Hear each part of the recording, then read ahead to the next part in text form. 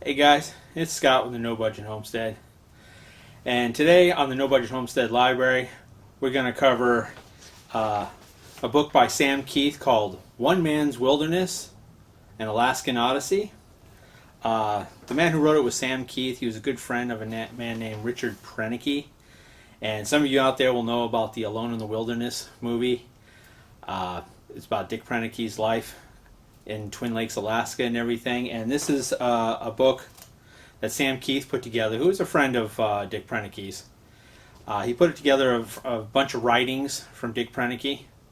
So let's get to it.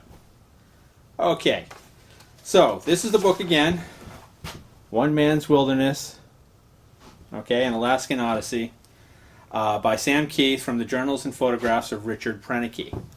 To tell you a little bit about him, Richard Proenneke was born in Lee County, Iowa in 1916.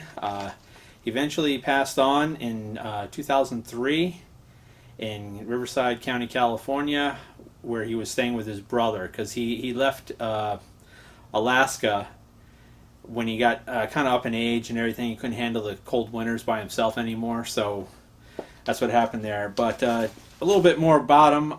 He enlisted in the Navy the day after Pearl Harbor was attacked. Okay, he served as a carpenter in the Navy. He spent almost 2 years in Pearl Harbor and then was stationed in San Francisco awaiting new ship assignment, okay, which is what they had to do back then. Unfortunately, or fortunately for us, when he was awaiting assignment to that new ship, he went hiking up in the mountains and everything near San Francisco where he was awaiting reassignment. And he ended up getting rheumatic fever and ended up being in the hospital for half a year, if not a little longer, to recuperate and everything. And after he got recovered from that and everything, a few years later he got out of the Navy. Okay, and he, that rheumatic fever really stuck to him, and he decided he's going to devote his life to strengthening his body and his health. So he was kind of an outdoorsman already. He had carpenter skills. He was, for a while there, a diesel mechanic at a naval air station in Kodiak, Alaska. He did a little stint where he was working on a sheep ranch down in Oregon. Okay, so he loved working in animals and doing things with his hands. But I believe it was May in 1968, he went to Twin Lakes, Alaska, and he went there, he figured he'd just be there for about a year or two, just trying to strengthen himself up and everything, and kind of just learn more about himself, So he went to Twin Lakes, Alaska in May 1968. He built himself a log cabin using only hand tools, and he did it all by himself. For everything from the gravel foundation, and he got the gravel from the river and from the lakeside. He enjoyed going hiking up in the mountains in the area. He grew vegetables and everything. He did have a friend that would fly in a couple times a year to drop off some needed supplies that he would need, whether he needed some ammunition, or some additional food, like he loved to have bacon and stuff like that, and some eggs and things like that he had shipped in, or flown in, I should say, on a bush plane. But what was real neat about this book, and something I really, really liked about it, I saw the movie One Man's Wilderness. Or, I'm sorry, not One Man's Wilderness, Alone in the Wilderness. And it was a really neat story, and kind of inspired me many, many years ago to think more about this, self-sustaining, self-reliant kind of preparedness type mentality where I could have the skills and everything. And, well, after seeing the movie and then I heard about his book, a few years later, several years later, I learned about his book, or the book, One Man's Wilderness. And it's a really neat book. It starts in 68 or 67 when he was planning about coming to Alaska, and he wrote in a journal almost every day. And he just wrote a couple paragraphs about what he did during the day, some of his observations and everything. And it's a really neat read. you really can kind of delve into the mind of Dick Proenneke and his appreciation for nature. I mean, he would only go out and get food when he needed to get food.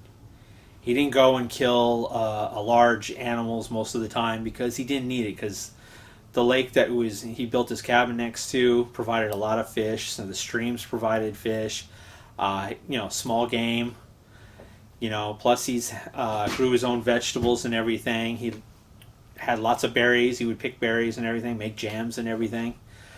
And he loved watching the weather and kind of monitoring the weather and everything. So it was really neat seeing his, his, for lack of a better term, mentality at the time about how, he only took from nature what he needed. Okay, he was never wasteful or anything, and I think that spoke volumes about him and his character. Because a lot of people just go out there and, just go crazy, killing elk and deer and all this stuff when he didn't really need to. Occasionally he did, but a lot of times he didn't need to, because he was able to sustain himself with what was around him.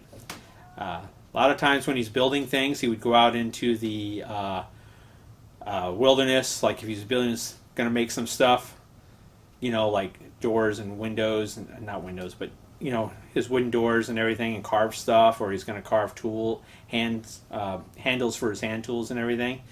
He'd go out to his Nature's Hardware store, which was out in the woods.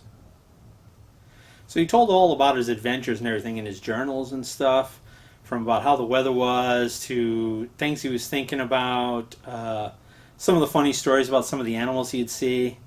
I mean, it was just a wonderful read, and I really enjoyed it. And this is One Man's Wilderness, Alaskan Odyssey. It is approximately, let me get rid of that. It's approximately 224, 25 pages. He has photos in here. There's a lot of full color photographs that he took. These are pictures that he took, because he also filmed a lot. He had a 16mm camera, which he filmed a lot about nature and everything, took lots of photographs, and beautiful photographs. It was really neat, and here he is kind of building his cabin. It's just amazing. Amazing man, what he did. So go ahead and get this. Just kind of tell you what happened after he died. He left the cabin to the National Park Service, who in his later years he was working with the National Park Service, because they turned that area where his cabin was into a national park. And he worked with them with weather observations. He had a satellite phone eventually where he could call the National Park Service if there was people poaching in the area and everything. And he also let them know about, animal migration routes and everything. So, wonderful man, incredibly inspiring gentleman, a smart gentleman. Oh my goodness. The way he could figure things out and carve them out and everything, and the way he wielded an axe and stuff. You got to see Alone in the Wilderness, the movie. I'll put a link below to the Internet Archive where you can watch the full movie, commercial free, for free. Okay, and I'll also have a link down in the description below for this book at our Amazon store. So, if you guys go ahead and pick it up at the Amazon store, it's not a real thick book. It's a great read. I really enjoyed reading it. And, down at the Amazon store would help us out quite a bit and everything. You pay the same price you would anywhere else. So, check it out.